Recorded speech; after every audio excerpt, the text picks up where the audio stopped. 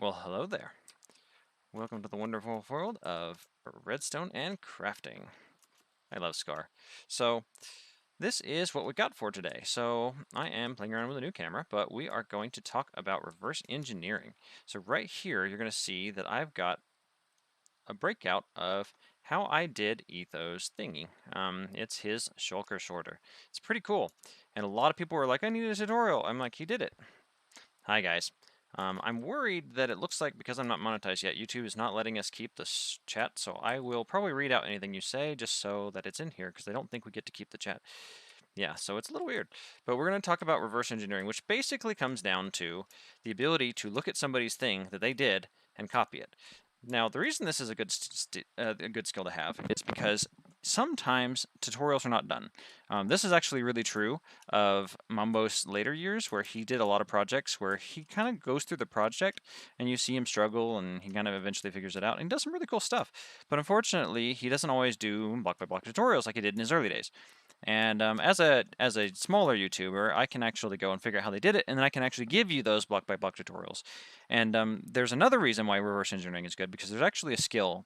So there's two parts to this stream, but we're going to talk. There's one major theme, and the major theme is the ability to look at something and figure out the details, to pay close attention. And the other part we're going to talk about, which is the twin to this, is figuring out your mistakes. So one of the things that, boop, I'm going to do this so that I'm looking at the camera. So one of the things that we're going to do is talk about, after we talk about some of the reverse engineering, we're going to talk a little bit about what we're how to debug when you have problems. And so this is going to be to become better at redstone, so you have less pain when you have struggles. If we have some extra time, the other thing back here, which is my Ace Race recreation, we actually booted up a server. You'll have to join the Discord. It's going to be whitelist so we can keep trouble out. But we are actually going to build an entire map. So that's a big announcement. We're going to build our own, like, kind of Mario Kart thing. It's going to be awesome. Really excited. The kickoff is on Friday, so get on the server and do some, or ask to be on the whitelist, and I'll get you on there. And I'm going to put on WORLDEDIT and all that kind of stuff, and we're going to have the tools. You'll be on creative mode. We'll be able to start building out some maps. We'll find some biomes. We're going to do some big Ace Race maps. Start making our own. It'll be a lot of fun.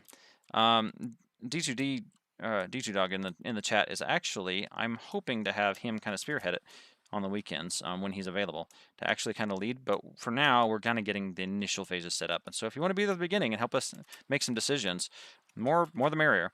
But if we have some time, we'll kind of go through there. I can even open up the server and we can look at it right now. But for now, let's get started talking about reverse engineering.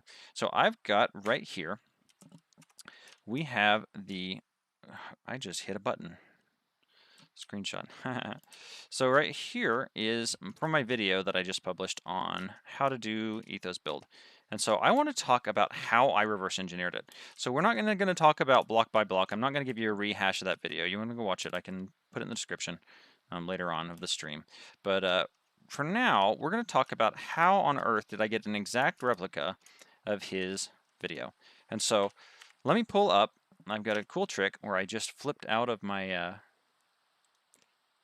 view and I didn't minimize. And now we can do this. Okay, so this is Etho's build. And so we're going to look at, I'm going to have his audio up so we can listen to it a little bit. So he's building it right here, and we start at the beginning. So whenever somebody does a build and you want to learn how to do it, you need to walk through their process. And so that gives you an idea. You kind of want to understand, I'm going to mute him.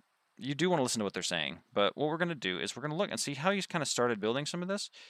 This isn't a step-by-step tutorial. He's kind of talking as he does it. Shulker box storage system. So he kind of does a voiceover. So what he does is he builds this, and then he has the recording, and what he's doing is he's not actually talking while he's building. You can't think about what you're saying while you're building. He's thinking about the build right now. So this is actually the magic of YouTube editing. What he's doing here is he's actually watching this recording with you and talking to you about what he's going to do. It's more interesting.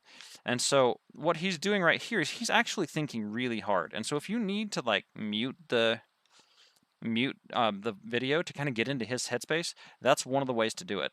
But see right here, if we say, whoa, what was that? So on YouTube, there's a trick. So if you use the greater than or less than keys, they're the comma and the period on your keyboard, you can actually move one single frame backward. You see that? And so if I sit here and spam the comma key, we can actually go back one frame. If I hold it down, we'll be able to go back a little bit further. So let's go, what was that right there? So right here, you can kind of see that we've got a repeater that's in there up against that piston. And oh, look at that. And so how many ticks are those repeaters set to? And so if you were to do this, let me go into Minecraft, and we've actually got right here, we can kind of determine just by looking at it how many ticks those repeaters are set to. You see how close the two torches on top of the repeaters are together? So we know that when we're trying to copy that build, that, oh, that looks about right. Does that look about right? And so what you do is you basically can go back and forth. And so this is definitely a 0 tick, and those look like they might be a little bit further apart, but he's kind of looking at an angle. You see, if I were to look at them at the same angle that he's looking at right here, those are too close together. So that one right there up against the observer is going to be probably 2 ticks. And so let's actually go and look, because now I've actually done this the hard way. So let's go find the exact thing we're looking at right now. He's pointing into right here, and lo and behold, yes, this is 1 tick right here, and this is 2 ticks right here. So this is after I figured out and got 100% correct, verified that it tested actually worked.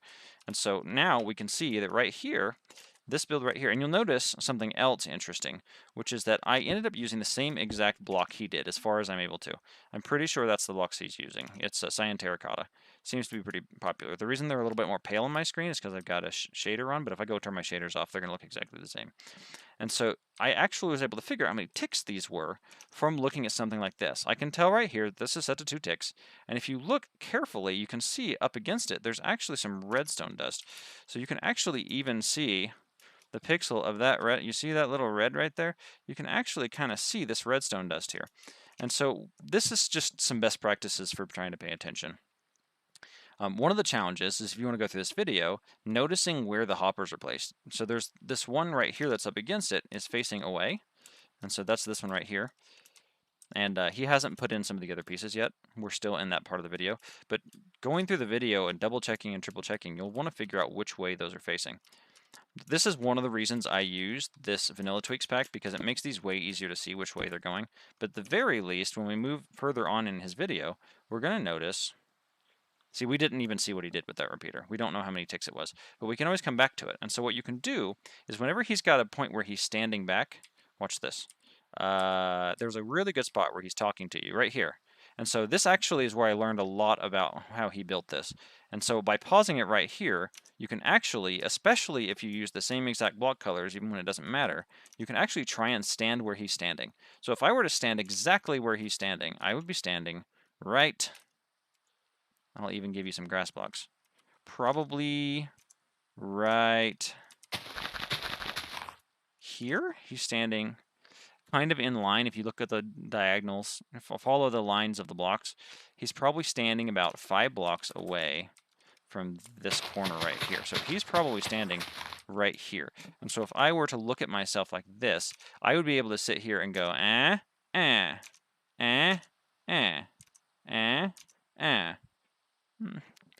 that's okay if you've got to go, Real the Ninja.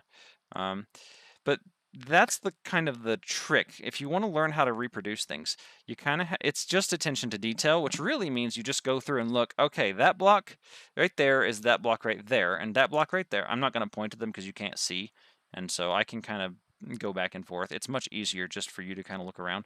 So look at, let me just kind of talk you through it. So look at the, let's do the observers. So the observers, you can see that where the circle dots are on the back of them. So we know that at least for these ones right here, we know exactly where these 3 go and what orientation they are. And so we can kind of sit here and look at his video, and we can kind of do a recording here. So this is how I did it, and you might notice that even the barrels are kind of in the same exact place. Now it takes some staring, and if you can turn off your you either turn off shaders, you try and get the shaders they have. This is why it's good to try and, as a YouTuber, in my opinion, you want to do something really basic. You don't want to do anything crazy, because people are going to want to understand what you're doing, and if you do some crazy brightness, they might not be able to tell. That's part of the reason it's raining right now, actually, is because if I go and I go weather clear, I've got it so that weather doesn't change on its own. It's going to be prettier but it's also going to be brighter and it's kind of washed out. The colors are a little washed out, and so it doesn't look a lot like some of the other things. I actually really enjoy these shaders and I use them most of the time, but I do also have a love of rain. So anyway, I've kind of balanced the brightness doing that. I've gone in and looked at these shaders and maybe eventually I'll fiddle the brightness, but not yet. So this is probably the hardest, this was probably the hardest challenge for me, was getting exactly which of these blocks, because you never really gave a good view on this. For these, what are they called? Repeaters and comparators. So if we come in here, the best place where I confirmed that I wasn't crazy and the fact that it was failing, for one, I can look right here. So if you back up, you can see these flat blocks right here. We know that these are either comparators or repeaters or comparators. So you can see that there's like 3 here and 1 here. So we know that much, and we can kind of see the redstone dust leading out. But we don't know much more than that. And so at that point, I was able to see right there. And so we can kind of copy it. But what I needed to do after that was say, I've got to know for sure. And the part, I think I even included it in my video when he was like, okay, Etho, how do you build it? And he was just like, oh, I don't want to have to do a video. So right here, let's right here. And so I'm like, aha, it's a comparator. You see that? And so essentially what you can do is keep track of the blocks that you're not completely sure about. So right here, if you look really closely, there's some other information that's contained in this pause screen. So we can see that we've got a 4-tick repeater right here, and it wouldn't make any sense. So this is the other part of being able to do reverse engineering, is essentially just put it down, and if it doesn't make any sense, it's something else. And so if I were to not know anything about this, and I were to just go and put if I were just to put one like this, it's like that's not going to work unless it's facing this way. So if you're not sure about anything, you can just experiment and see. In order for this to be lit, this would have to be pointing this direction. So we know which way that's pointing. We don't have to have any uncertainty. The information is right here in front of our eyes. And so it seems like I'm stating the obvious, but it's really just a matter of looking pixel by pixel and saying, okay, I know it's a repeater because it's got 2 torches. I can't really see a good angle. I mean, I'm sure he might give us a better angle in a second, but anyway, like right here, see, this was like the only good shot I got. I'm gonna go back 5 seconds, and what we're gonna do is we're gonna pause it, and we're gonna go frame by frame when we get closer. So there you go. There's that, the fact that I know for sure that he was doing 2 ticks and then a repeater. And this didn't work for me. In the video, I talk about how it's actually safer if you go and you add an extra 4 ticks. That extra 4 ticks prevented a lot of problems initially, but then after you get it working, hilariously, you can take it out and just put it away. It's just has to do with some of the weirdness behind dispensers and droppers. They have some really weird like bud state where they can kind of get where they're half on, half off, and so they might not work. And what happens is when you've got a loop like this that flickers a bunch of times, if it doesn't start in the right state, it doesn't finish in the right state, and it was causing it to push the piston out and then try and place the shulker, so it wasn't placing the shulker, and so it just fails for no reason, even though you've exactly copied his. And in his video, he kind of talked how he was really struggling with it, and I managed to do a little bit of debugging to get it figured out. So yeah, so that's a little bit. There's kind of a little insight into how I went and reverse engineered it. It's not magic. It's really just it's all there in front of you, and you just have to pause it. And with a little practice, so like for example, we go, oh, what was that? And then what you would do is you just use those angle characters. You just start spamming the common period, and we can see, yes, it was definitely, and there's another thing we can see too. Not only can we see that it's 2 ticks on there, we can also see that because the front of the front torch on the comparator is off, we know that it's not in that state.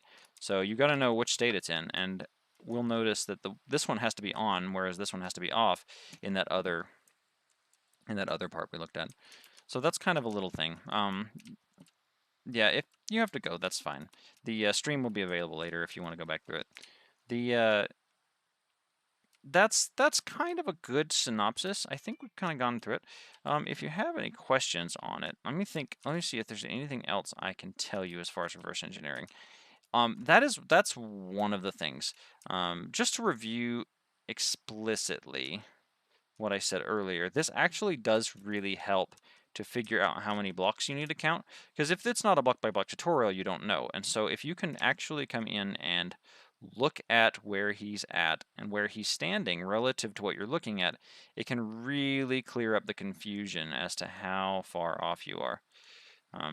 So for example, right here, I followed along in the early building stage. There was actually a couple things in the bottom here that he changed considerably after the first blocks that he was placing down the video. He doesn't show you everything. That's why you want to follow along from the very beginning, like I said. So to kind of recap, number one is when they start block by block, go ahead and follow along with them, even if they end up changing it, because then you eventually see what changes were made. If you never see those changes, then you are never going to be able to figure out how to reverse engineer it to begin with. And so essentially, you can come through and do it that way. I did the same thing with this with Mumbo's tank. If I go and I find Mumbo's tank, which is out here somewhere, so I want to go to spectator mode because we can make it faster. So right here, I made a trail to it so I didn't lose track of it. So right here, I did the same thing with this tank that Mumbo made. He made a lot of changes to it. He actually did an interesting different thing on the back before he did this top. He had some spare blocks, and so he was originally had this piston down here, and then he was using iron blocks instead. He would go and do this, and he would cap out the max to 12. So he was, I'm going to end up forgetting how this was originally. That's fine. I've got backups of this world anyway. But he was doing something like this, and it kind of looked really cool when he did it. But he was doing this, and if you counted, he was using all the blocks up. And so I actually built that and then tore it back down when he tore it back down. Does it make sense? It's not all that hard to reverse engineer things. It just takes this particular attention to detail and some patience to say, I can do this. It's in front of me. They're showing it to me. I can copy it. And so if I go and I find Mumbo's tank video, so let's actually do that right now. I should be able to find it quickly.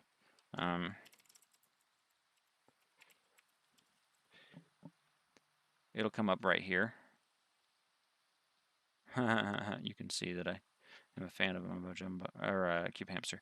So here it is in the video. So he actually changes stuff considerably. And what you're looking for is different camera angles. So a lot of the time in the recording of this video, Mumbo actually had this view. And so the struggle was and see, I can mouse over to kind of see what is in as a preview. So if I look for a place where we're on the backside or we're above, I can figure out some of the stuff that I couldn't see. Because if you just come in and you try and copy this, you can't see the backside of it. Another thing you want to factor in is symmetry. This actually matters in redstone like this, where there's symmetry. If you know it's symmetrical, then you don't need to see the other side. Does that make sense? And so what you can do is you can extrapolate. So if I were to take this and just flip it around on the other side, then I would need to know how many blocks across it is. And so how do I do that? Well, what I need to do is I need to come and look at a camera angle where we would have some top-down view. So if I look for, or a front view or a back view. And so right here we can go, aha, how far is it apart? 1, 2, 3, 4, 5. There's a 5-block gap in between the two. And so that would be the equivalent of looking right here.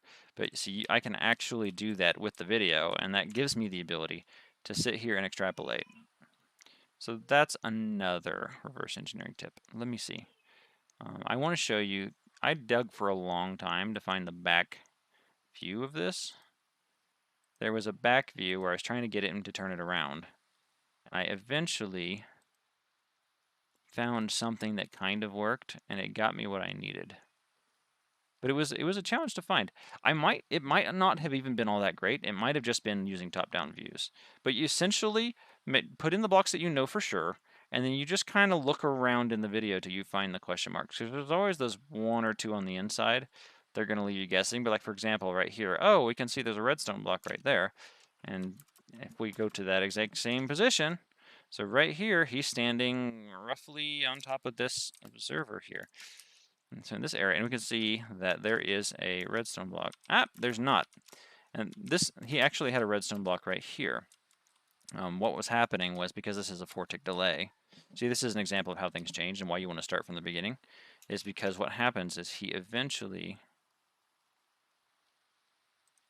moves it like so. So there's a redstone block there. And so here's the other killer thing you got to watch out for. One of the pitfalls is pistons. You need to be able to determine whether your pistons are sticky or non-sticky. So just by looking at this, can you tell whether these pistons are sticky or non-sticky pistons? So the short answer, your initial thought would probably be no, right?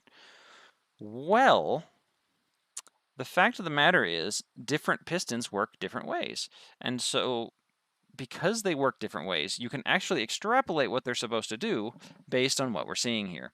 So we are not going to be pulling these back. So if the ones on the front here are, this one that's facing, can you see my mouse? You might be able to, I'm not sure. But this one, let's go into Minecraft. So right here, if we couldn't tell whether this piston right here is going to be sticky or not, we can notice that what it's doing is it's just pushing these slime blocks along. Yeah, some of them are definitely sticky. Now this one, if we're just looking at this freeze frame, we can tell that this one is sticky because it's got a block that's going to be left behind if it doesn't grab it immediately. The only way it can grab it is if it's a sticky piston. So we know for a fact that this one's sticky. So we can go, okay, that one's definitely sticky. And we know what's happening with this loop where this is pushing things down and this one's pulling them up. So we can come over here and we can say, all right, we know this one's sticky. You'll notice I have vanilla tweaks that make your life easier. Good to know you can see the mouse. And so what we're doing is we're going to push it down and then pull it up. And so there's one, I can think of one more major topic that I want to cover. That's most of reverse engineering. It just takes practice and use your head to think, okay, I can't see. So for example, right here, I bet this one, yeah, you can't tell which way it's facing. So this one could also be facing this way. They both look the same on his screen because he doesn't have the arrows like I do. And so what makes sense though? It would only make sense that it would be powering a block because it would be powering nothing over here. So we would assume that it would be going this way so that it's powering the piston. So we can extrapolate that this observer is facing this way just by looking at the blocks that are nearby. Now this is a confusing image because we've got that piston in the distance, and so there's that like perspective weirdness. I want to say it was this one pushing, and we're looking at it at this angle, and so that one was pushing. Let me see. If I were Mumbo, I'd be standing like right here. So this one was actually more challenging, and it's because most of the clips he had it moving. So that leads me to the last point that I want to talk about, which is state. So state is the idea that things are not always the same. It's actually really important content in computer science. It may sound kind of obvious what state is something in, but it's actually not completely obvious. And I will give you an example. So if you're familiar with toggle buttons, let's try and do it with repeaters. It's easier to understand. And so if you have let's say you have a set of repeaters that will blink when you have certain criteria met. So let's say we were going to have this in a circle, and then we want this to blink perpetually when certain criteria is met. So let's actually do this. I'm just making this up as I go. So I'm actually going to put this right here. And so now this will blink when a certain criteria is met. And so what we want to do is we want to have it to where we can toggle. So let's say, for example, we had a block like this. And so it's powering this strongly so that it's going in a circle. And so the thing is that we want to be able to determine which state it is in if it toggles. I want to lock this. I want to lock this like this. There we go. And so if we don't know which state it's in, hang on. I think the redstone mechanism I'm thinking of doesn't have a torch because that forces it to always be in a certain state. Or maybe it had two. Anyway, I don't want to get us sidetracked too much. So it can either be in this state or it can be in this state. So we're going to let's come up over top of it. I'm actually going to try it like this. So let's do like that. And so what's going to happen is when we power it, it will flip states, right? So if I were to go like this, it stays in that state. So this is really important to think about, because what's going to happen is you're going to have you're trying to reverse engineer something, but different states will happen at different times. And I will let's show you the most common issue that this arises with, which is doors. So if, for example, you're moving multiple pistons, anytime you're using multiple pistons is a good example. But if we're going to, say we're going to power these two, and we're going to power these two, it seems simple enough. But what can happen is we can end up in a position where these are supposed to pull back, or maybe we say they fire 1 tick. So we've got a 1 tick pulse here. So if I were to do, I'm going to try and do it ethos style this time. We're going to go sticky piston, like that. I think I need to raise it up the block, which is the beauty of streaming. See, when you stream, you can't just edit it out in footage. You have to actually be fast. So if I do this, it should just send a 1 tick pulse. So it'll go boop like that. That isn't facing into the. That isn't facing into those though. We need it facing in.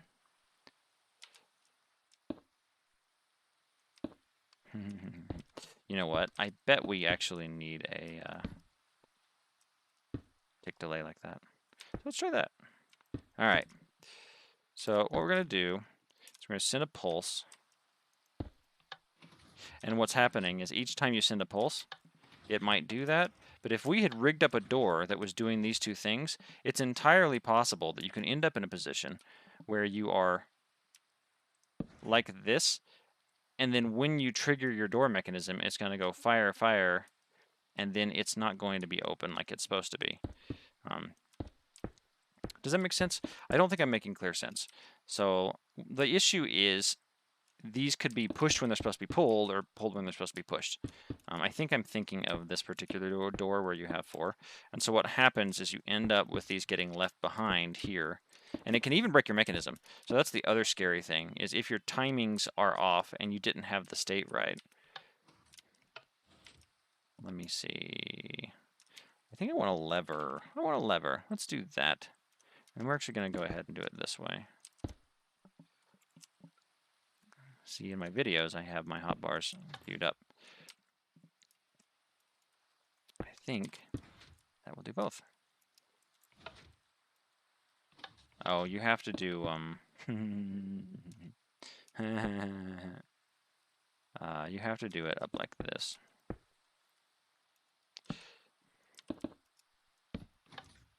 There we go.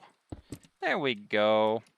Yeah, but what happens is you're trying to copy someone's build, and you end up in this weird state where it's like, oh no, they pushed them on that when they were supposed to pull, or they pulled when they were supposed to push. And what you need to do is you need to make sure when you're trying to reverse engineer someone's build, because let's be honest, if we're going to try and copy a building mechanism, look at this piston, it's halfway out. Like, if I start building this, should this be extended?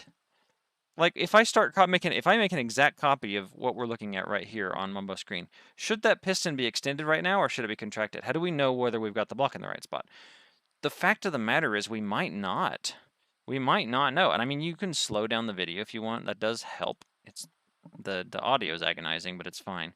But the thing is, how do you determine what state this is supposed to be in by default? And in my particular case, it took a little bit of guesswork. But generally, you want to say, all right, what's the general state of things? And so, for example, I know that when this is off, that this one is pulled in, because what's going to happen is it's going to move. And so this is the piston pro tip. I'll do some longer videos on pistons later.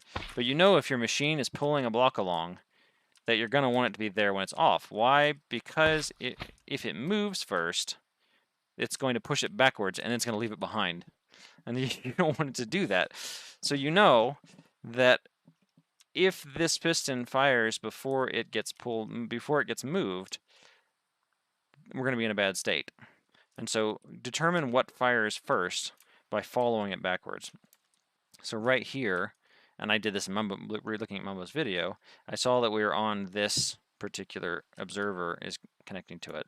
And that one is firing whenever its section gets moved, which is not connected right here at all. It's connected right Yes, it is. It's pushed forward, so this pushes this forward whenever. If you guys haven't seen the tank, I think I shared it last stream, but we can go ahead and launch it just for giggles. Obsidian, and then where is my... one of the traditional ways of lighting this is a flint and steel. There are other ways of doing it, but right here, when you trigger this, the whole thing will start moving. And so it's good to do a test. So here's another tip for reverse engineering. It's also good to do a test where you at least verify that what they have so far is kind of functioning. So if they, especially if they do it, I don't know if Etho did that in his video. I'm actually going to pause this so that we don't lose it. In Etho's video, he was placing in these hoppers, but didn't necessarily drop anything in. But if you want to make sure things will actually flow through or that the timings are right, you can always try and test a subcomponent and say, oh, all right, is this missing any pieces? He did actually show you an example with the bamboo. So he actually did, we were just looking at it, it was this frame right. I think he climbs up, yeah, right here. So right here he threw some bamboo in, and then it triggered it. And so that at least showed. So for example, let's say I was starting to try and build this from the top, trying to follow him. I would generally say you want to follow, like I said earlier, you want to try and follow along with him from his beginning. But if you were going to try to start building this from the top, we could at the very least prove that this works. And so if I were to, let me stop this, because we're going to leave for a minute. So let's go over and look at his build. So over here, Etho's got this top section, and I've actually cut it off right here. So we can actually verify that this top section works the way we expect it to. And so if I'm trying to copy this design of his, so let's say I have just this piece right here. So what we would do, I need to get another block. We could just prove, as a proof of concept, do we have all the things necessary to place a shulker box and break it like it's doing? Can we at the very least demonstrate with these observers? Did we put these observers down correctly? That's the question we want to ask ourselves. And so if I were to, let's just do this. This is gonna be awesome. You ready? So what we're gonna do is we're going to put a hopper into this, and we're gonna take a copy of one of these, and we're going to put it in like so. And does it trigger? So it didn't trigger, and the reason is why. It's because it triggers whenever this observer fires. And so if we want to make sure that our observer is, not observer, I always get my terms mixed up. Dispenser. So when the dispenser fires, that's when it triggers. So what fires the dispenser? It fires when this block is powered. You kind of have to look and know what's going on in order to reverse engineer things. So whenever this is firing, it's going to happen. So let's go ahead and simulate that like so. We're going to put, he puts a glass block here. I don't really care. I only care for copying. I don't care for building. Give me a second. Excuse me. We are going to say what happens when I trigger this. So what should happen if we've copied Etho right, or if I've copied myself correctly, is this should place the block, causing this observer to see it, and then it should break it. So does it work? Yes. Yes, it works. It absolutely works. So we know we got that part right. And so that is something you can do while you're reverse engineering something. You don't have to build the whole thing before you can test it. That's something that people get a little bit daunted about when they see some of these other creations. I'll do another video or series or discussion later about abstraction, but essentially you want to think of a big, gigantic, complicated, amazing, ridiculous redstone thingamabob. You want to think of it as a bunch of really simple little pieces, because that's what it is. So for example, when I did this tutorial video, I broke his machine up into 4 little submachines. We have the blue submachine, the green submachine, the purple one, and the yellow one. The yellow one has the purpose of literally just sending something along with the right timings and forwarding it over to the other, to the green, in order to throw out what's left over. We have that, that search query, so when we put the bamboo in, it will kick it out when it's done. So if I have What did I use for this? Oak sapling, I think, is what I used. Did I do that in my video? So what we can do is I can actually go and clear my inventory. We're going to take copies of these, and I don't want to do a middle click like that. I want to do a control. Yeah, I do. It doesn't matter. With some things you want to get the MBT data, but that's only when the block is placed down. So these don't have any oak saplings, and these do.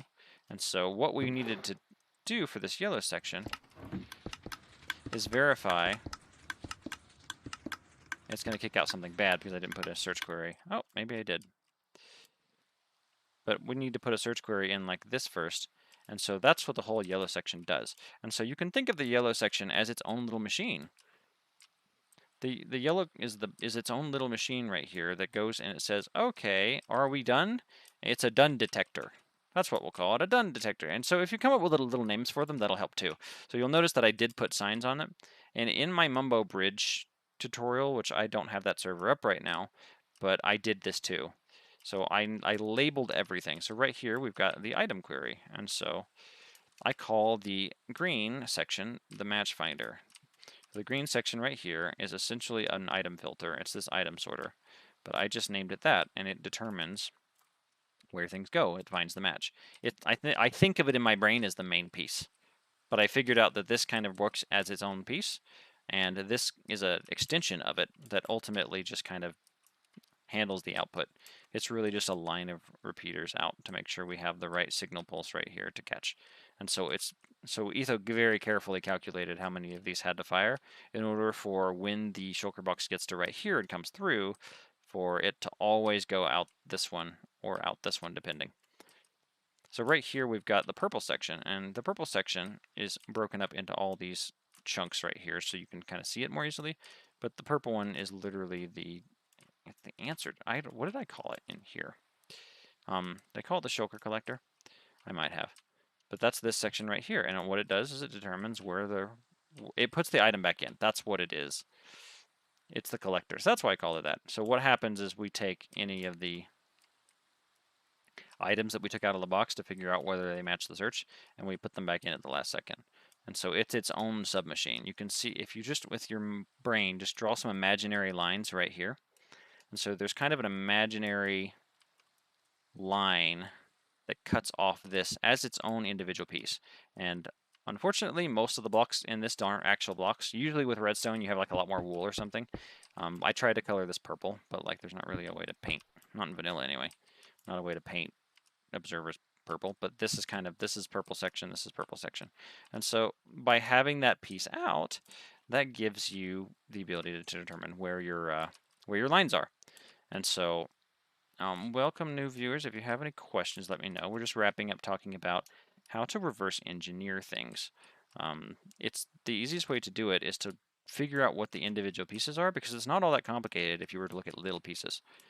I just showed off this right here, which is, it's not going to work on Bedrock. This is Java Minecraft. Bedrock Redstone is completely different. The pistons and observers are slower, and they don't do. So, for example, the behavior that you see when you hit a didn't I just put something down? I just put something down with this as an example. Where was it? It was it over by the Mumbo's tank? Let's go back over there real quick. So Mumbo's tank right here. Where is my road out to it? There it is. Yes, right here. And so the problem with single tick pulses, you can't do this in Bedrock. This is one of the big pains in Bedrock, is that unfortunately, at least for observers, I know that much. I talked about this a little bit in my sugarcane farm video, but if I were to push and pull a block like this, see on what happens on Bedrock, this is one of the main things. You can't do this with a sticky piston. On Bedrock, what happens is you get a redstone pulse, and let's actually demonstrate it. Let's demonstrate it like this. So if I were to, it calculates it as 2 ticks instead of 1. It's ridiculous. I don't know why Mojang doesn't care about Bedrock. In my experience, as someone who's older and been around, honestly, it seems like it's just a cash grab. They don't care, and I really worry about the future of Bedrock because it looks like it's just going to become Candy Crush. Personal opinion, and I know that offends some of the younger Bedrock players, but I don't know what to tell you. I've been playing Java for 10 years, and so it kind of, you see some things over time, and you find out that companies are not your friend.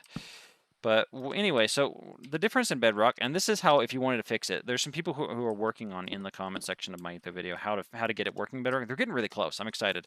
I told them if they can get it working, they really need to do a video on it. But this piston right here, we're going to power this piston right here, okay? And so what we're going to do is we're going to have this. This is a pulse shortener. When we put this redstone through, it's going to do that 1 tick pulse. In Bedrock, it's slower, so it acts like this. So you get this behavior. So you go boom, and so it comes down because it's 2 ticks. So if it's 1 tick, it should only do that. And so that's why a lot of these things don't work in Bedrock. That's true for a lot of this too. So for example, being able to push things and leave them behind. I think honestly, a lot of this would probably still work in Bedrock. But there's always that problem of you need to push something forward and not pull it back. And a lot of Java Redstone depends on that. That's probably the biggest disastrous difference between Java and Bedrock is this right here. So you get 1 tick will cause it to push it up and stay there. And all my elevators are based on that. Like that's how we move things up, because what happens is you can only push 12 blocks, and so you push them and then you come up. Because the thing is, if you had this under here and then we're trying to push it up, you'd be pushing too many blocks when you had, if these were slime. I'm not using a good example here, but let's build an elevator. I enjoy elevators so much. So just to give you an example, and that's not where it's supposed to be. Let's actually put it right here. So if I were to do that, we're going to tell him to stop. So you can't do that when you have Bedrock, because what will happen is we will try to do this. And when we try to do this, it won't do that. Instead, it will do 1, 2, and it'll pull it back down. So your elevator doesn't really go up and down. But there are ways to work around that. There's some arcane things you can do. Very similar to how I've done some crazy things where I made a honey block only slime machine. I made a couple of those. There are some workarounds, but when it comes to ticks, because they're inconsistent on Bedrock, there's a lot. And another danger too, and this is why I'll probably never go to Bedrock, is there's some really weird issues with the chunk borders. So if I hold F3 and hit G, I don't even know if you can do that in Bedrock. There's some chunk boundaries where, oh no, you built on a line. Well, guess it's just gonna break on you because reasons. And it's just like, it's painful. I am excited that Microsoft has finally done the merger. I'm not super happy about some of the changes they're making to Java, but it does mean that if you own Bedrock, now you can actually come play Java. You just need to get a computer. And as you get older, if you can't afford a computer, computers are not expensive. And they're just, it's hard when you're young and you're subject to whatever your parents can afford or what you need at the time. But yeah, they're definitely, the PC is definitely what Minecraft was originally intended for. But yeah, the 1 and 2 tick difference, it's not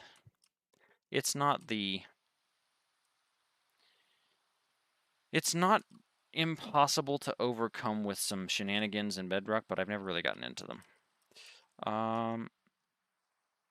Yeah, all those functions. I've heard rumor that you actually didn't even have a spectator until very recently on Bedrock, which is insane to me. I'm just like, what do you mean you don't have spectator?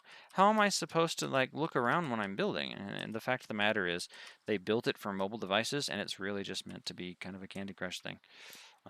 That's impressive. You got a PC for $50. This computer I spent a lot of money on as I was graduating from college, but it was intended to last a long time, and it's like 5 or 6 years old now, and it's going to last me 10 years. For those of us who actually have machines, now in college you don't always have a choice.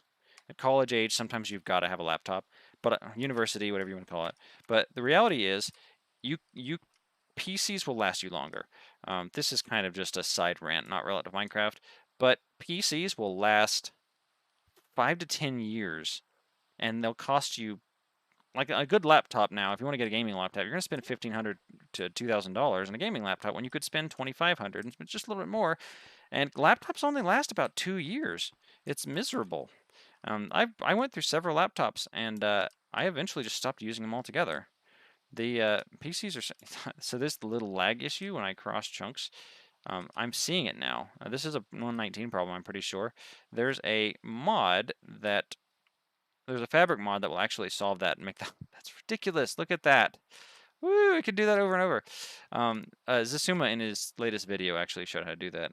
His latest video is actually how I learned how to do this, where I can actually break away from my camera so I can hit this and I am free. Goodbye, camera. And so I can wander around in the camera view. Do you guys know what this is right here? I don't know if you've seen my video. I'm going to do a redo video on this, but this is my multi-floor 2x2 elevator. I actually really happy with this. It's one of my favorite things. But I actually am about to do a video on a 3x3. I'm just behind on videos. We're streaming today, but this is something. If you guys want to take a closer look at the 2x2, I know there's been some people in the comments on my other video asking. I can forward them to this stream, but later on. But right now, just kind of want to show you some of those. So what we did is we broke it into 2 pieces. I think in the video I have those 2 pieces. I don't think they're in this world. They're in a different world right now. But what we have is we have the upper section and the lower section. So we have this right here, where we're going to see follow this piston right here. So this piston right here is going to push and pull with this piston. They're going to push this back and forth. And what's going to happen is if we have an observer, man, now it's really starting to aggravate me that we freeze up on chunk boundaries. It's probably something in my world. I probably made things worse. So let me show you what it's going to do. I think I put that in the wrong spot. Is when it's coming down, we're going to trigger something. Hang on. I don't actually remember what height it's at. On this side, we want it to be down here. I think the problem is I'm putting it too low. Or too high, and it's much lower. That's what I meant to say. And so, there. Is it here? You can tell how long it's been. I've been busy. Yep, there it is. So what happens is we go. Nope, that's not it. It's the. But when we hit one of these blocks, it's going to travel through. It's this one right here. It's this one right here. I can see it. I can see it. Okay, if this doesn't work, we're just going to move on. There you go. And so what happens is we've got these 2 mechanisms that come out like this. And so by doing that, we stop. And what happens is it's coming down and it slams into that piston that's sticking out on that exact tick. And whoop. But it happens so fast, you blink, you'd miss it. I had to get the timings right on it. And we do the same thing on the top, right? I'm not actually sure. Oh, I guess it would have been right here. Yeah, so that's why I was failing to see it. This is why paying attention to detail is so important. I talk about that a lot earlier. I'm not paying attention to my own details. I think it's right here, actually. All right. Yep. You see that? So what happens is there's a slime block here, and then the elevator tries to move, and we go, oh, and it gets stuck on that block. It's literally just a random block right here that will stick to the slime block. So you could put a dirt block in for all it matters. So we go, whoop, and that was how I stopped it when it was going up, because it would grab onto that slime block. So I will leave this for now. So I think that's about it. I think that's what I wanted to cover on how to do reverse engineering. We've covered a whole bunch of things. So let's talk about common mistakes in Redstone. I want to kind of enumerate just a short list of, let's call it your top 5. But let's talk about issues that you have when you're building and mistakes you make. We've already kind of touched on it a little bit because we talked about attention to detail. That's why this is a major theme of the stream.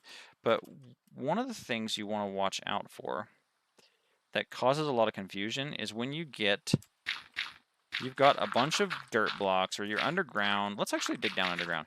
So I'm trying to build some kind of secret door. Maybe I have a set of stairs here. I don't have stairs. Some stairs here. And you're running into an issue because your timings are off. And what happens is you get into a state where you're in a feedback loop. So if I were to, let's say I have a redstone machine that's coming through like this, and we have a redstone torch that's under here, and we're powering this. Now that seems fine, but I might be working on something. And let's say I was powering this torch. So we would need to power this torch like this from wherever we're, so maybe we have a button that pushes and it causes this to push a piston up. We're making up fake redstone contraptions. But see, in this case it would pull down because it would have to be on. So we have a button that's going to come up like this. Let's go up to the surface with it, just so we can see what we're doing. So let's say we were trying to build underground, and we were doing this. So how could this go wrong? So I will show you an easy way this could go wrong is you're trying to fit this to be seamless underneath your house or door. And you see, let's make that prettier. What's a pretty block? What's your favorite block? Cobbled, nope, that's obsidian. I thought I grabbed cobbled deep slate. Let's move some coal ore just for giggles. So this coal ore is going to go down when you push this button. So one of the things you can run into is you're trying to keep this flush between your pieces of your house, and what you can end up having is you're trying to wire up this redstone dust. And so let's say you are coming down to the torch here, but we need the button to be around here, and maybe we want the button to be closer because that would make more sense, right? And so what we do in our not paying attention is we would come around through here, and we go up like this, and we would come through here, and oh no, what's going on? Why is it breaking? Ah! Because what's happening is we're not noticing that this torch is powering through. And so by having a block here, so whenever you get feedback loops like that, that's a sign that you've got a feedback loop, and you need to look for your torches. Look for your power sources. Also look for repeaters, because it's entirely possible that you were pointing a repeater into this block instead. So maybe we were... If you get it locked, so that's another case. So if it flickers, you know that you probably have a torch problem. So that's number one. Number one is torch flickering. And so let's represent that by going like, let's build the quintessential torch flickerer. Ah! Okay, so problem number two that you can run into when you're debugging, trying to build redstone. Problem number two is, like I said, you have a repeater that comes in like this. And what happens when you end up doing... nope, not like that. We're going to power the piston, so we want it to be up here like this. So let's say we were trying to do it like this. Now what could go wrong there? Well, if you're paying attention, you're thinking about it, you notice that there's a problem here. And so instead of getting the flickering, it didn't come back down. And that's because you've got a different kind of feedback loop, which is when a repeater powers itself. So that's issue number two that you can run into with redstone. Make sure that you don't ever have a repeater hitting itself. Stop hitting yourself. You come in here and you go on. Wait, what? So that's another problem. That's problem number two. So problem number three. So let's say that you have... I think I kind of covered this earlier, but problem number three is, let's say that you had a block that was being pushed and pulled more than once. Let's do a double piston extender. That's very easy to do. So what we're going to do, so common issue number three is when you don't realize that you've got something in the wrong state. And so if you use the wrong pistons or sticky pistons, if you get those mixed up, or you have the wrong timings, sometimes when you fix it, you might be in the wrong place. So if I were to... So right now it's in this state. You see how that was like not moving on and off? Now it's in a good state again. So sometimes the solution to this is to just spam your button until it makes sense again. But sometimes you end up with things are in the wrong state. And so maybe we want, when we push a button, to cause some dust to appear. And we are going to forward it through this for some reason. Let's say we're trying to control the length of the pulse. What can happen is you end up where you put things in the wrong state. So it's off when you want it to be on, and it's on when you want it to be off. And so that can be really ugly. I'm trying to think of a simpler example. What was that? There's not any lava around here, is there? So you can see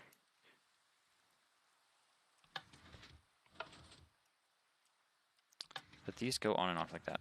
So sometimes it's possible where you want this to be on and you build it as if it were on and it's opposite. Oh, here's a really fun one. Here's my favorite one to screw with people. Doors. This is a really simple, easy, hilarious example of bad state. This is what I was thinking of. So number 3 is bad state. So what happens if you put some redstone torches underneath these doors? Let's say we're going to power it like this and this. So now they're open, right? And so you could make it so you have doors that open and close. Well, you could also have them backwards. So let's do this with iron doors because it's a little bit funnier. You can make a troll door by doing bad state on purpose. Actually, that doesn't work for... yeah, it does. Yeah, it does. You have to be standing in the right location. There we go. There we go. So now these doors are supposed to be open, and they are open, but they're not open. Is that confusing you enough? So let's go and let's do the thing where we make the pressure plates. And so what we're going to do is someone's going to walk into this house. Sorry, double piston. We're going to use this example instead. We're going to have this, that when this opens, it would open the doors. But the thing is, the doors are already open. And so what you can do is you can make a trick. You see the Mor-door? Oh yeah, the Mor-door. Yeah, that was literally just a bunch of these. It was just a bunch of burners. And so what happens is when there's a block update nearby, it'll go again before it burns out. Yeah, so that was the Mor-door. And so what it was doing is you had a bunch of these that were just making a door go crazy. Yeah, Season 7, Mumbo did this. And so by having it, I want to say, and I think it was setting off the other doors, so they would be briefly sitting still, but then another door would move next to it. And so it was constantly happening. And so there was just no... It was an infinite loop. I bet I could make this permanent by doing like that. You have to, after a certain number of ticks, you want to refresh it. And so that's what Mumbo is doing. See, it'll stay like that until some block changes nearby. And so he had them... Something was touching next to this torch to cause it to refresh, and so it was doing an infinite loop. But what I want to show you is bad state. Bad state is when you do the opposite of what you thought you were going to do. And this is a funny example that you can do to your friends. So let's actually do... This is harder to do off the top of my head than it looks. But we're going to do it like this. We're going to do an uglier version that's not sensible. Oh. Ha ha ha. Guess what we just did? We just made the classic mistake. We just made the very same mistake that we were warning about. So that's funny. All right, so what we're going to do instead is we're going to lead... Let's do this. Let's put some redstone dust right here and use target blocks. Target blocks are your friends because target blocks will say, hey, redstone, I would like you to come in this direction. See, it'll point at it. So we're going to do it like this. It's just going to be easier. So what you can do is you can set these so that they appear to be open, and it makes the ultimate troll door. Because what happens is you go and you walk up the door and go, hey! And so if you do that, and even better if you do it with wooden doors, because wooden doors, I think you might be able to do it actually with just iron doors, which would be really funny. Let's try this. There we go. So now, these are normal doors, right? So what if we inverted it to do, hang on, we want it to be open, right? Right. Let's do this. We're going to actually power them. That chunk boundary thing is killing me. What we want to do is like that. And so what you can do is you can make a pair of doors that go, and you can only go through them. So it's even worse if you have some blocks lying in. And so this is what I mean by bad state. So this is very common to be able to have this problem with other redstone contraptions, where you have the example I gave earlier was when you had the pistons, and sometimes they actually left the block behind. What's happening? You can experience this too when you do a hopper clock. I'm not going to do it right now, but you get it to where they're in the wrong state. So you've got a pair of pistons trying to push a block back and forth on top of a pair of hoppers, and you're pushing it back and forth, but it's not in the right state, and so you have issues trying to get it back into the right state. So that's the next mistake. And the easiest way to do, like I said, is either try and spam some of your inputs and see if it fixes it, which is what happened with the double piston extender I just broke, or consider the fact that maybe some of your things are in the wrong timing, and you can do a flip of your two different states, like I just showed it off. Let's do this. We're going to put a block here. We're going to put a torch here. We're going to put some dust here. We're going to put a repeater here, a torch here. What you can do is you can forcibly change the state of your system. So this is a good example of, it's what's called metastable, which means that it wants to be stable in some position, but it's not stable. And so you can use this as a toggle. If you're having issues with your state where your thing is wrong, it's quite possible that there's somewhere along the line where you've got a toggle where you need to not change the whole system. If spamming the input didn't fix it, you just need to go in and go boop, and that might actually fix your system. Hang on. This is not supposed to be in that state. There we go. So the warning is you need 3 ticks, and that was only 2 ticks. If you don't have, oh no, it's 5.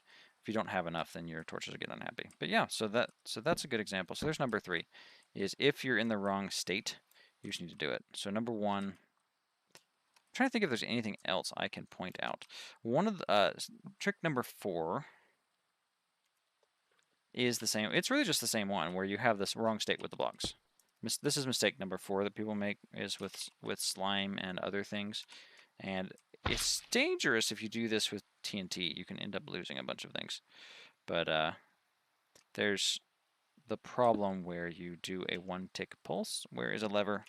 Fastest way, fun fact, fastest way to do a 1-tick pulse is to go with a lever like that. And so what happens is you end up in a bad state, and then you can't go anymore. I talked in my last stream about broken elevators and how to fix them.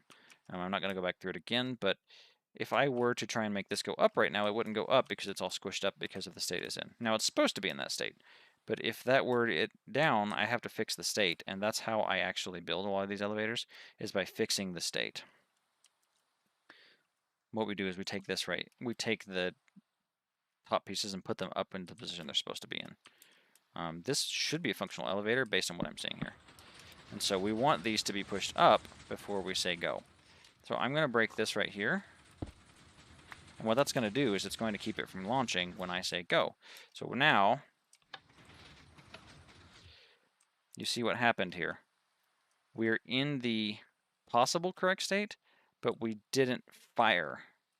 We didn't fire the next thing. And so this is the state we need it to be in. So now it's actually in the good state. I just only leave it in the good state.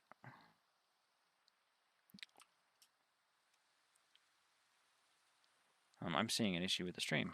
Huh.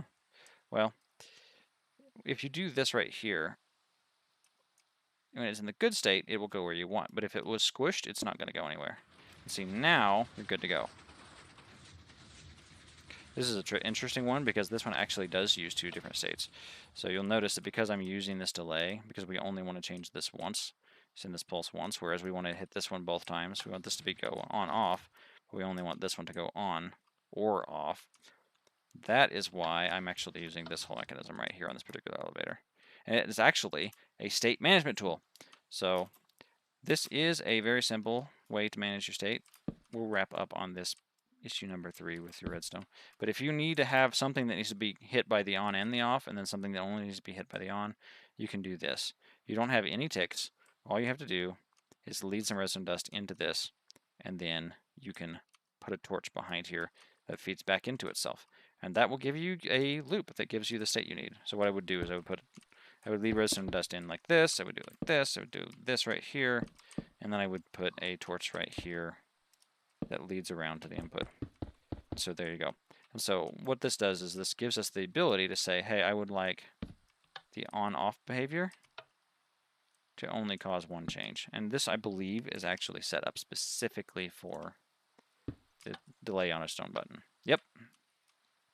Or a non-wood button, put it that way. Because we used to only have the one wood button, and now we got a bunch of them.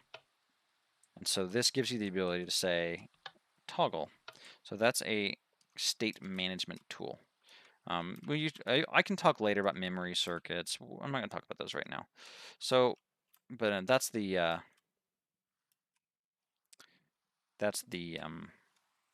what was the word I'm looking for? That's the implications of state. And so another problem is timings. So we'll call number 4 this issue right here, where you just need to have it at the right. You need to have it at the right delay. So if I were to try and put a shulker box in this, what would happen if this was not 3 ticks? If we didn't have the right delay, like let's say we did, actually that's going to be, let's do it like that. So let's say we did this. Would this work? No. And the reason is because it's going to try and push the piston too quickly. So what happened? It's still in there. What happened? It clicked. That's our next pitfall. Timings have to be correct. It's not just as simple as having your repeater set to the right thing. You need to know what's happening at what point. And so because there is I believe it's a 2-tick delay when you fire an dispenser from the time that this sees it until, you need to wait 3 ticks in order for it to work. And so if I were to do this, it's not going to work any of the times. Every time we send that pulse, it's not going to. It has nothing to do with the repeater. It's a timing issue, but not all timing issues are repeater issues. This is pretty common with pistons because pistons have a 3-tick delay. And so what we would need to do is the way we already did it, which is like this. This is actually why you get this weird design on Ethos. So going back to part 1 when we talked about seeing how that worked, and it dropped down here just like it works.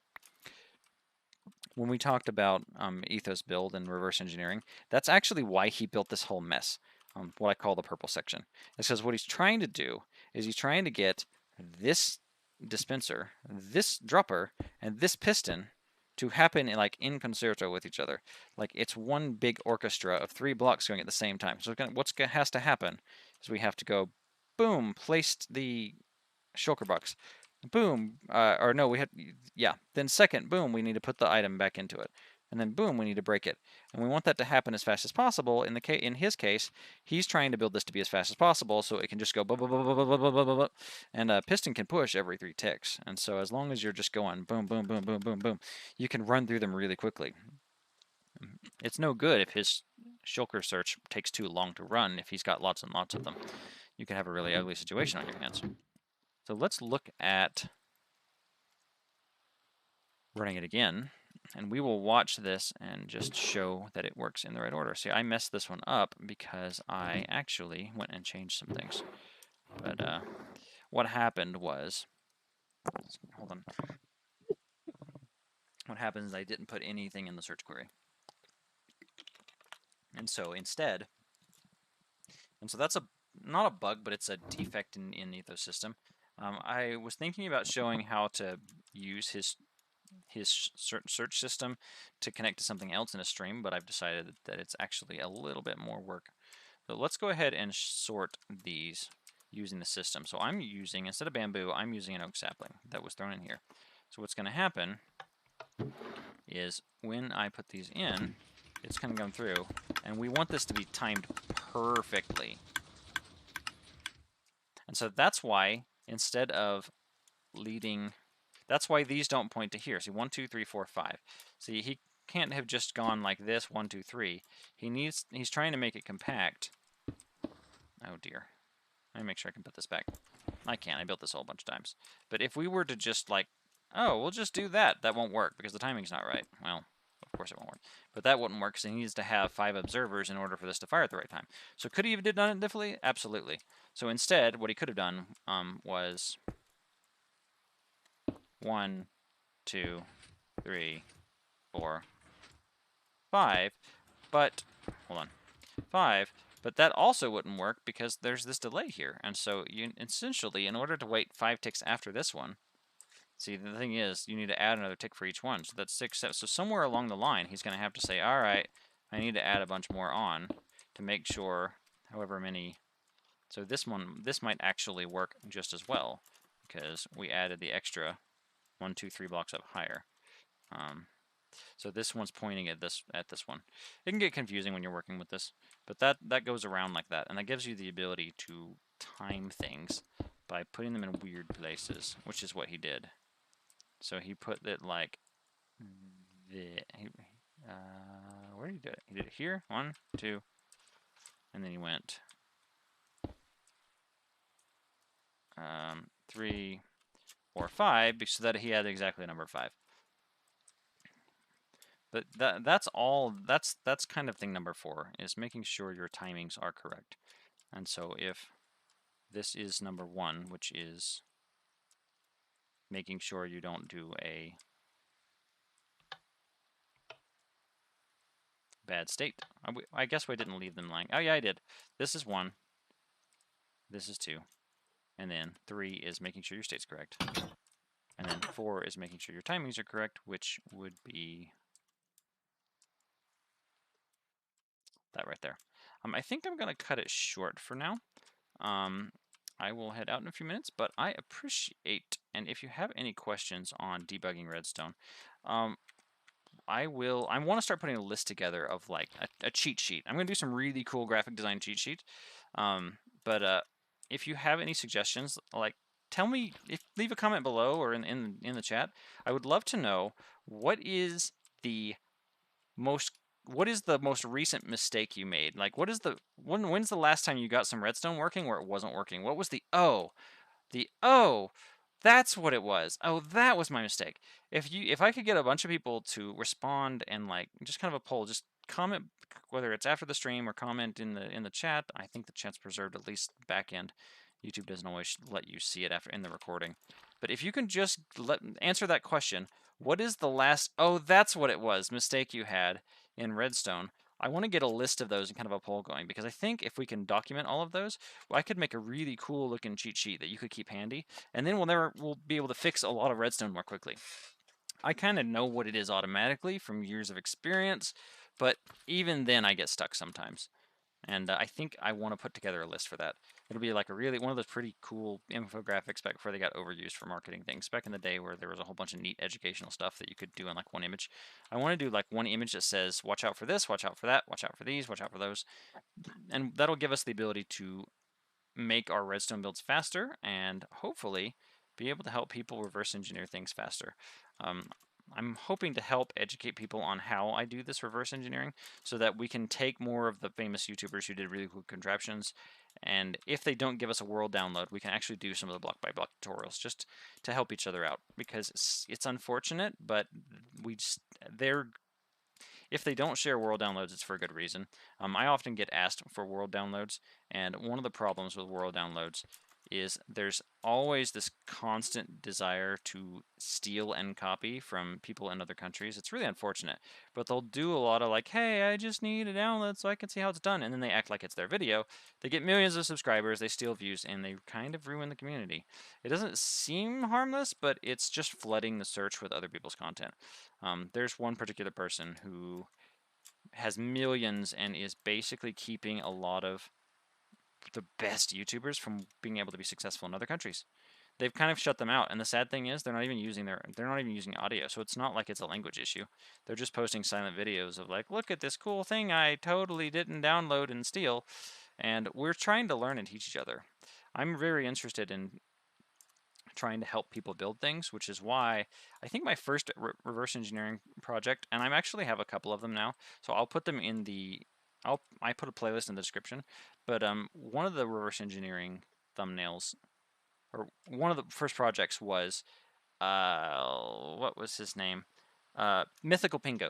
MythicalPingu did the fastest possible flying machine, and it's absolutely incredible. That I don't think I have a copy in this world. I can show it off real quick if I go to my other world. Let me go back to our world. I think I have a few more minutes after this. So now that I think about it, we might be able to go look around our Ace racetrack afterward. It's hard to say because there's a lot of fan derivative content when it comes to shorts. So DC Dog is asking, am I talking about people who make 5 shorts in one day? They are annoying. I will say this though, the YouTube algorithm is really encouraging that right now. It sucks. It's terrible. I hate it. But right now, that's what YouTube wants people to do. They want to compete with TikTok, so they're trying to bully people into making lots of shorts in a day. And I honestly don't think it's that bad if they do a high quality short. This is spoiler. This is my next video I'm working on. But if I go over to my fastest flying machine, let me get my bearings because this world, actually no, I'm going to go here because I know where that is. So if I actually go, I still have my Ace Race texture back on. So yeah, we will get to that in a minute. I'll take a few minutes. This is my copy of the fastest flying machine. I think I stopped it right here. But this actually was my first reverse engineering project. So Ray's work showed how it was done, and then it never really got the proper block by block tutorial treatment. And so what I do, or what I originally did, is I had a clone command. I think I've misplaced it since. What I was doing is I'm copying this one down, or I'm copying one of them and I'm pasting it so that it doesn't break. Yeah, this is the one that I copied, so I don't want to touch that one. Let's find one that sailed off over here. But this was my first trick, and it was a real trip. You know how hard it is to see something in slow motion where all the stuff is moving and trying to figure out the default state? Oh boy. It was a challenge, let me tell you. But now that I've got it figured out, I have a tutorial on it, and so I could actually build one of these on a server sometime if I wanted to. I don't remember if this is broken or not. Let's see if I can get it running. I want to say it was, there was a trick to the bottom of it. I can do a review later.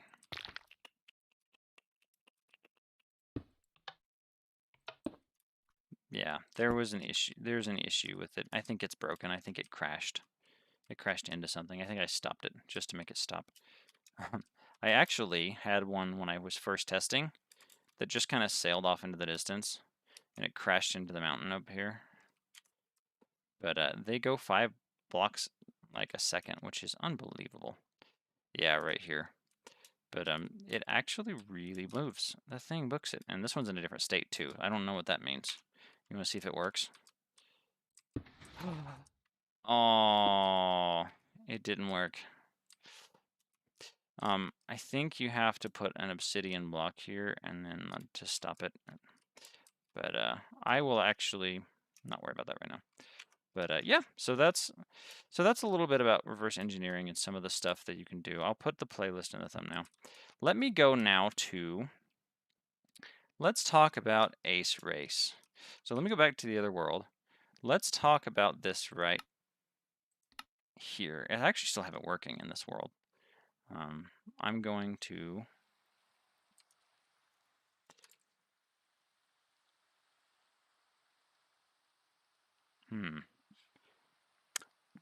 I'm going to come over here to my Ace Race setup, and we're going to take a look at it. Right here, I've got this right here, and these are some animated pictures. We are going to try and do this. For those who don't know, we are doing a stream, or we're doing a server. It's whitelist, but I will pretty much whitelist anybody, as long as you're willing to help and not cause trouble. It's not a survival server, it's a creative server. I'm going to be adding WORLDEDIT, but we are going to build a bunch of giant Ace Race maps, and it's going to be amazing. I'm super excited for this. we are... Get over there faster. Taking too long. Keeping the people waiting. So this is extremely trippy, but I have designed a resource pack which can get out of sync, unfortunately, but I believe reloading the... No, it's reloading the textures. There we go. So when I reload the textures, yeah, you'll see that generally speaking, they will work. And so what it does is we mix pink glazed terracotta, red, and magenta, and you can make some multi-block textures like this. I did a video on how to do some of these textures. I basically did a tutorial on how I did this one, but it bugged me that Ace Race didn't have this, and so I'm doing that. One of the things I'm thinking about doing is I'm going to add Mario Kart items into our Ace Race, I think. I'm thinking about doing that. I think that would be fun. But for now, we want to actually get one of these Ace Races going. And if you're not on creative already, then yes, you're in it right now. Let's go ahead and head over there, and we'll say hi to Dog in this. I'm going to figure out what to do about this, but game mode, I had it set to adventure mode so that there was no problems at first, but that's for when players join when we're ready to do Ace Race so they don't break any blocks. So I'm going to go game mode, creative, let's do @A. Are you in the server? There you are. Oh, there you are. There you go. And so, sorry about that. I think there maybe is something not preserved. So one of the problems we had is that we didn't have the... See, I made a message just so anybody could see what I had to say when I'm here. But what we need to do first is we need to actually build some kind of starter house. Welcome to the study. Hey. So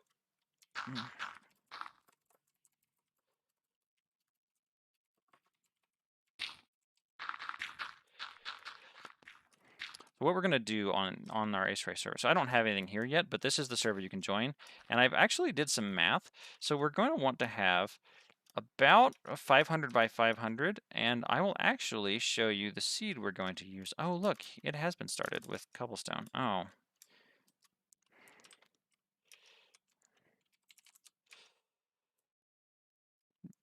So I'm thinking we need to have it, we need it to be about 500 by 500.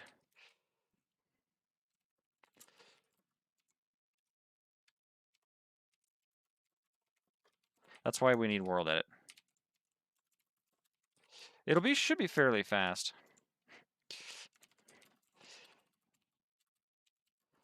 Sorry about that. But one of the things we really want to do is, if you don't know WorldEdit, that's okay. If you're willing to help, I'm willing to do some basic classes and teach you. But I'm going to be installing some WorldEdit stuff that will allow us to actually... Yeah, it's just you in the stream right now, unfortunately. But that's okay. We're growing as a channel. We had 4 or 5 concurrent viewers at one point. But what we're going to do... Oh, I want to follow the track. Let's see. Get ready. Go. All right, so we're going to go around this way. Are you going in the cave? Oh, you're going up here. We're going to go... There's a block right here. There's a block right here. This is fun. I like this. I like wandering through. Let's even do this for visibility's sake. Effect, give a night vision 9999. 0, true. All right, so if we were to follow this, so this is going to be a very Savannah themed course. It'd be fun if we could do... We can already utilize the water with the tridents. That's a big part of Ace Race, is the trident boosters. We'll have a jump pad here. Yeah, we could even do a good healthy section underwater. But we're not really going to be able to do too much other than plan out into our spawn area. So we can't worry about spawn and the... and a hidden meeting room until I get world edit on. But what we want to do is cause this to be, yeah, this is a decent size. We just need a nice place for people to start. But yeah, so if you want to come join, this is going to be fun. We don't have anything yet. I'm going to try to be limited on who's owner and operator, but we will figure that out. We're going to figure out who's doing what. But a team, if we can get a team of 5 or 6 people together to start building, that would be awesome. But we really need some commands. I think that's it for today. So I'm going to say goodbye, and I appreciate those who watched. We won't drag the stream on longer than necessary, and then I'm going to spend some time here seeing if we can get our server ready. And so thank you all for watching. If you have any questions, definitely let me know. I am working on that cheat sheet so that we can make everyone's lives easier with Redstone, the ultimate guide to when you make mistakes in Redstone. And so definitely leave a comment. If you're not subscribed, I'm surprised. I don't know if streams get showed to non-subscribers, but you're welcome to join aboard. I make a lot of Redstone stuff. I'm an old Redstoner who never posted his content, and so YouTube's turning me into the elevator guy, but I do a lot of block by block tutorials on like Mumbo and Etho and how they've done stuff. And I'm really big on command blocks. In real life, I'm a software engineer, so I can do a lot of commands. If I wanted to, I could use mods. I make data packs. And that's a little bit about me if you want to subscribe. So have a good rest of your day, and we're going to get working on this. And have a good rest of your Thursday. Bye.